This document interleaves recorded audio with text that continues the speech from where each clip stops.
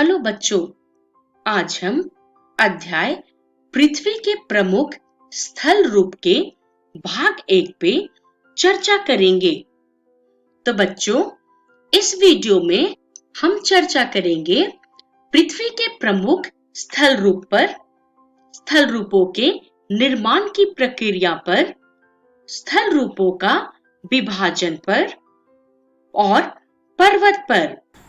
इसके अलावा हम पर्वत के प्रकार पर भी चर्चा करेंगे। तो चलिए हम आगे बढ़ते हैं और अपनी चर्चा शुरू करते हैं पृथ्वी के प्रमुख स्थल रूप से। बच्चों, जैसा कि हम जानते हैं, पृथ्वी की सतह को जो है 2 मुख्य भागों में विभाजित किया गया है। पहला जल मंडल और दूसरा स्थल मंडल। बच्चों, जो स्थल का भाग होता है वो सभी जगह एक समान नहीं होता है। कुछ भाग तो समतल होता है, वहीं दूसरी ओर कुछ भाग हजारों मीटर ऊंचा और उबड़-खाबड़ होते हैं। बच्चों, विभिन्न स्थल रूपों का निर्माण मुख्यतः 2 प्रक्रियाओं के कारण होता है।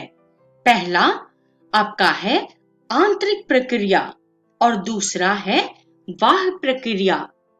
बच्चों, चलिए अब हम आगे बढ़ते हैं। आगे बढ़ते हुए अब हम चर्चा करेंगे स्थल रूपों के निर्माण की प्रक्रिया पे। तो बच्चों, शुरुआत करते हैं हम आंतरिक प्रक्रिया से।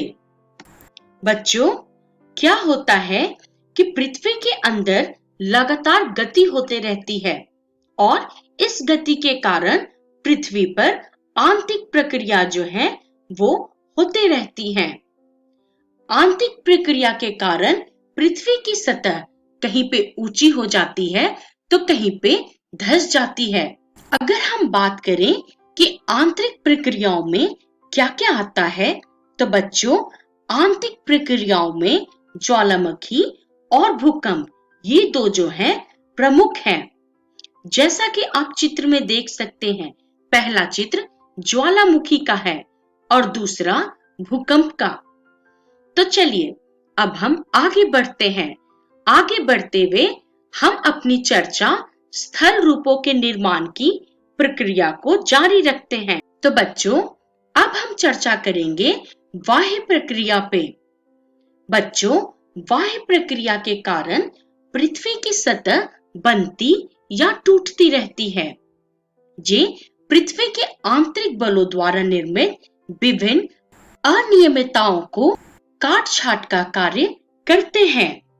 और बच्चों, ये जो काट-छांट का कार्य है, ये मुख्यतः 3 चरणों में होता है।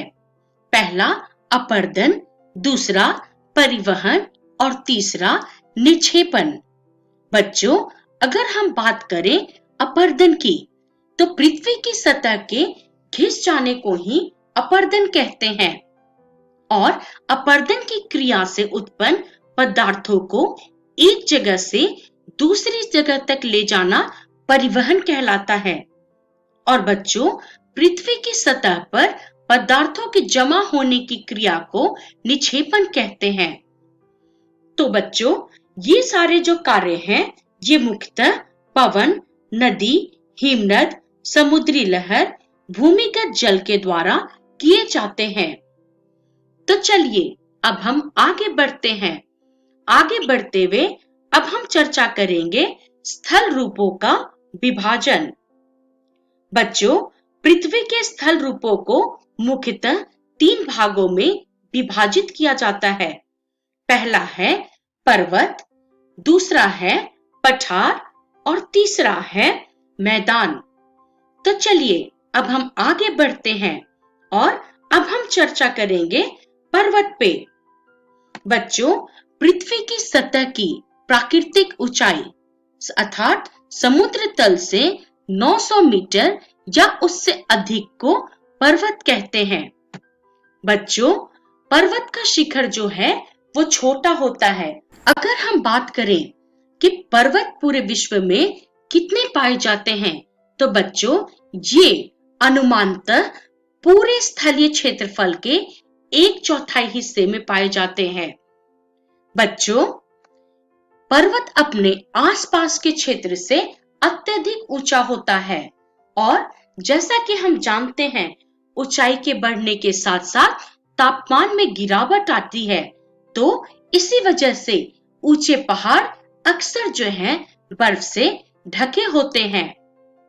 चलिए अब हम आगे बढ़ते हैं। आगे बढ़ते हुए हम अपनी चर्चा पर्वत पे जारी रखते हैं।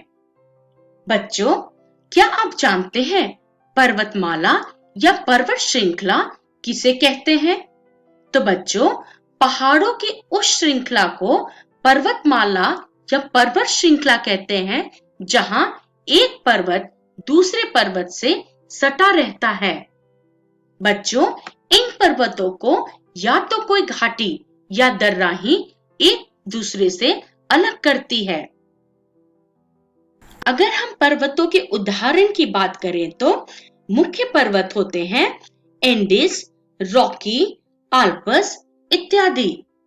बच्चों, क्या आपको पता है हिमानी किसे कहते हैं? तो बच्चों, पर्वत पे बर्फ की नदियां होती हैं और ऐसी ही जमी नदियों को हिमानी कहते हैं। तो चलिए अब हम आगे बढ़ते हैं। आगे बढ़ते हुए अब हम पर्वतों के प्रकार पे चर्चा करेंगे। तो बच्चों, मुख्यतः पर्वत जो हैं 3 प्रकार के होते हैं। पहला वलित पर्वत, दूसरा ब्रह्मसुत्र पर्वत और तीसरा ज्वालामुखी पर्वत। तो चलिए अब हम आगे बढ़ते हैं और सभी प्रकार के पर्वतों की चर्चा एक एक करके करते हैं। तो बच्चों, हम चर्चा कर रहे हैं पर्वत के प्रकार की और हम शुरुआत करेंगे वलित पर्वत से। बच्चों, पृथ्वी की सतह अर्थात चट्टानों पे आंतरिक बलों के कारण वलन अर्थात मोड़ पड़ जाती है तथा वह हिस्सा ऊपर उठ जाता है और इस प्रकार से वलित पर्वत का निर्माण होता है। बच्चों, विश्व के सर्वाधिक ऊंचे पर्वत जो हैं वो वलित पर्वत ही हैं, जैसे कि हिमालय, एंडीज और आल्प्स। ये सभी जो हैं वलित पर्वत के ही उदाहरण हैं। बच्चों, अरावली भी जो है वलित पर्वत है, लेकिन अपघटन के कारण यह श्रृंखला जो है अब घिस चुकी है। तो चलिए अब हम आगे बढ़ते हैं। आगे बढ़ते हुए हम अपनी चर्चा पर्वत के प्रकार को जारी रखते हैं और अब हम चर्चा करेंगे ब्रह्मसुत्र पर्वत की। बच्चों, धरातल का एक बहुत बड़ा हिस्सा पृथ्वी के आंतरिक बलों के कारण टूटकर उस पे विस्थापित हो जाता है और इस प्रकार जो है ब्रह्मसुत्र पर्वत का निर्माण होता है। बच्चों, ये जो ऊपर उठे हुए भाग होते हैं उनको उत्खंड या हास्ट कहते हैं तथा जो नीचे धंसे हुए भाग होते हैं उनको भ्रंश अर्थात ग्राबेन कहते हैं। अगर हम उदाहरण की बात करें तो यूरोप की राइन घाटी जो है भ्रंश अर्थात ग्राबेन और वॉस्जिस पर्वत जो है उत्खंड अर्थात हॉर्स्ट के उदाहरण हैं। चलिए अब हम आगे चलते हैं। आगे बढ़ते हुए हम अपनी चर्चा पर्वत के प्रकार को जारी रखते हैं। बच्चों, अब हम चर्चा करेंगे ज्वालामुखी पर्वत की।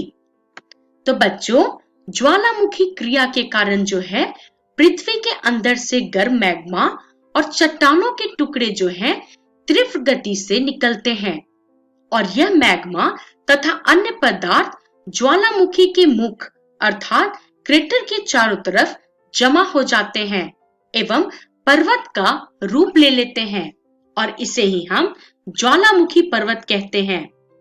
बच्चों, ये पर्वत जो हैं शंकु आकार के होते हैं। किलिमंजारो और फ्यूजियामा इस पर्वत के उदाहरण हैं।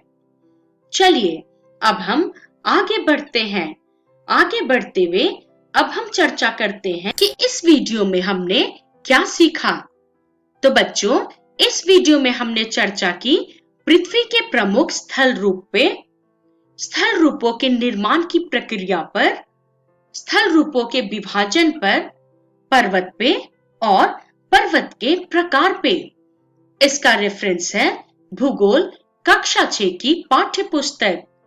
और बच्चों, अगली वीडियो में हम चर्चा करेंगे पर्वतों का महत्व पर, पठार के महत्व पर और मैदान पर। तब तक के लिए धन्यवाद।